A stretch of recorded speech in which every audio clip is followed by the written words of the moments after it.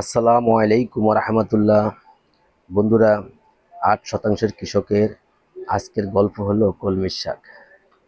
অল্প একটু জায়গায় কলমির শাক চাষ করছি, আলহামদুলিল্লাহ। সপ্তাহে একদিন আমাদের পরিবারের হয়ে যায়। দেখেন বন্ধুরা, শাকগুলো খুবই সুন্দর হয়েছে।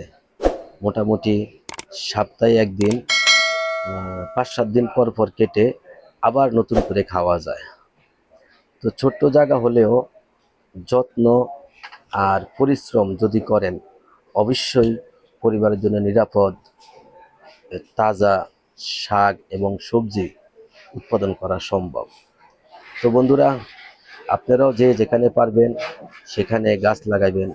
বিশেষ করে ছাদে পারেন, বারিন্দায় পারেন, উঠানে পারেন, যেখানে ফাঁকা জায়গা পাবেন সেখানে আপনারা গাছ লাগাইবেন। এতে করে আমাদের যে দৈনন্দিন খাদ্যের চাহিদা সেটাও মিটবে এবং প্রকৃতির ভারসাম্য বজায় রাখবে। পাশাপাশি প্রকৃতির যে সৌন্দর্যটা আমরা উপভোগ করতে পারবো। তো বন্ধুরা, জানি না আপনাদেরকে আমি কতটুকু উৎসাহিত করতে পারতাছি।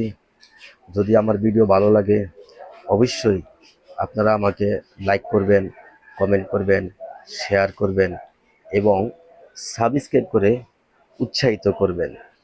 তো ঠিক আছে বন্ধুরা, আমি আজকের মতো রাখি। আপনারা সবাই ভালো থাকবেন, নিজের খেয়াল রাখবেন। আল্লাহ হাফেজ।